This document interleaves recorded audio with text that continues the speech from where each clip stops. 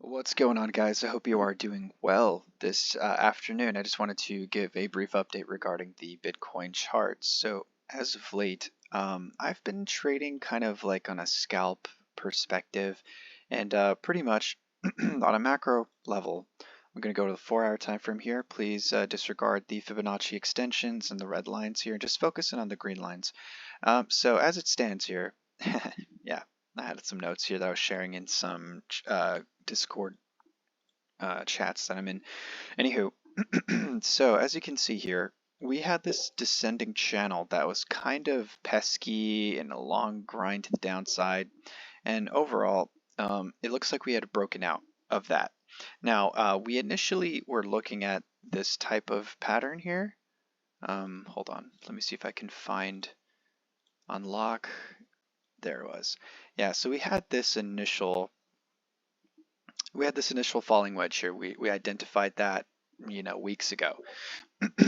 And essentially, we still had that. So if you look at the base of this level, which was roughly at 28.8, that was the beginning of the kickoff. We basically got a pump, and then we got a rejection off of a key level, and then we went sideways, and now we pumped again. Now, so even if you were to classify this area, we had this descending channel kind of pop out as well. So we have two very large bullish patterns on the verge of a breakout. Now we are having a instance where, sorry, my Discord is getting really annoying, a lot of beeping. So we had a pump to the upside, now we're having a little bit of a retrace. So zoomed in, after the fact, I do feel we are in the beginning phases of another leg to the upside. Usually how these descending channels and falling wedges work is price goes back to where the pattern began, which is pretty much here at 31.8, 31.7K. So I do feel like eventually we will go back to those levels.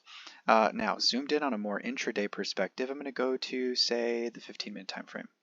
On the 15-minute time frame, I indicated here that we have an ascending broadening wedge, which is actually a bearish pattern. So you can have many bearish patterns and macro bullish patterns. All right. So some people, have been kind of impatient. They want forever up, So yeah, that's just not how the markets work. If you're going to pump, say, let's go to the wick bottom all the way to the wick top. If you're going to pump 5.46%, you're going to have to give some of that back to the market. So essentially what really is important here is establishing a base, which we have pretty much at 28.8, and now we're creating macro higher highs and higher lows.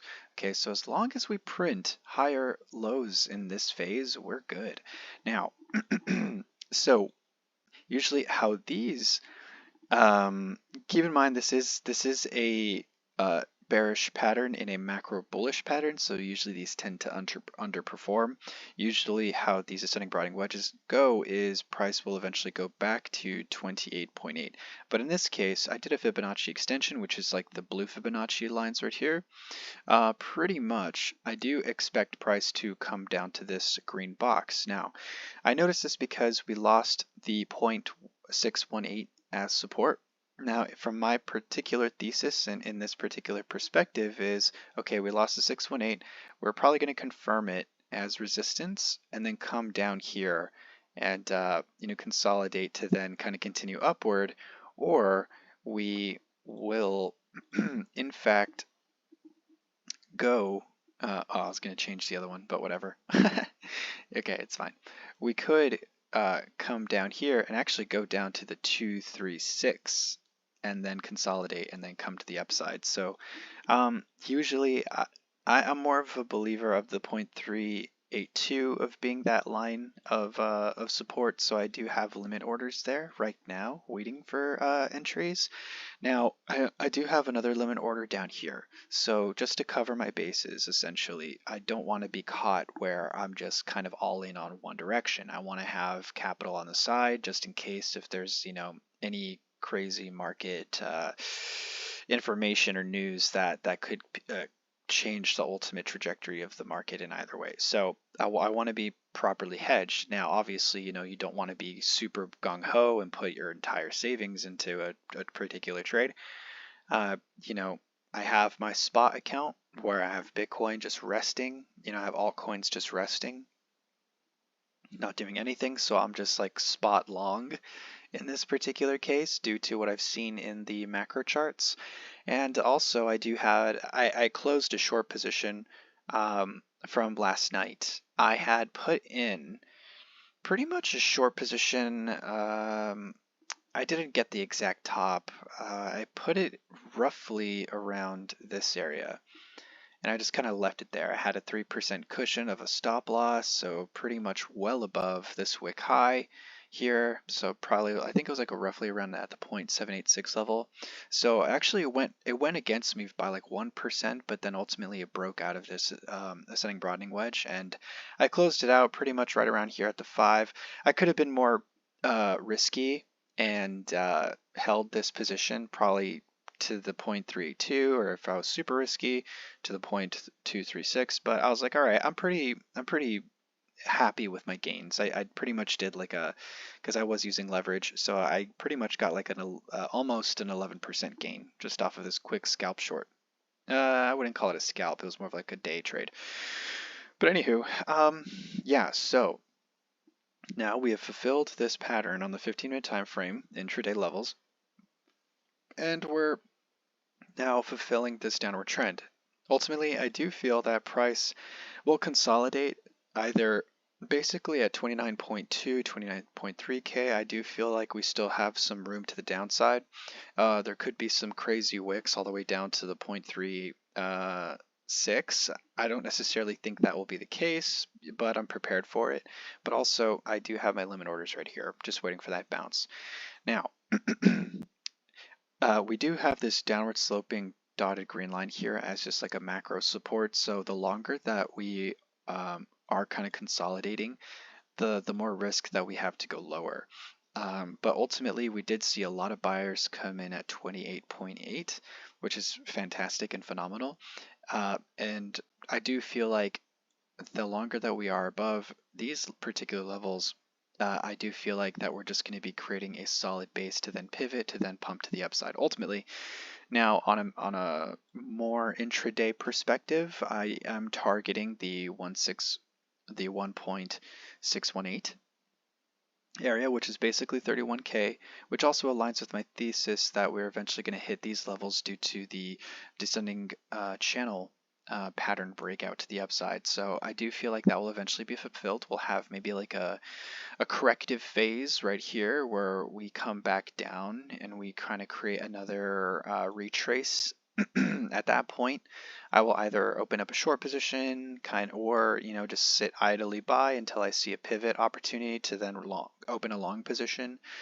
Given that what I'm seeing here, it's safer to open up long positions than it is short positions. You are going against the market trajectory by opening short positions, but if you know how to do your technical analysis on intraday levels and watch your pivot zones, all that kind of stuff, if you know how to do that, power to you. But if you're just more of like a speculator, just spot buy, hold, and then just ride the waves until you see the price continue to the upside. Not financial advice, but that's just how I see individuals do it. So just wanted to share that information with you. It's not by no means a call to actually do it. If you're more of like a spot long trader, this is a good sign on a macro perspective because we are out of this sideways and down grind. I mean, it was just it was annoying because we were going sideways for forever. Then we actually broke down here, went sideways and down for forever. But ultimately, the momentum oscillators are looking pretty decent. Now, we do have a sell signal here, but the reason I'm not necessarily worried or concerned is because of the money flow, how it looks. I know I'm kind of pivoting hard to the indicator right here, the market liberator indicator. So I'm going to go more so on a 1 hour time frame because as you can see, we do have a anchor wave and then we have a potential trigger wave coming. So if you look at that, we do have a sloping upward trajectory for momentum.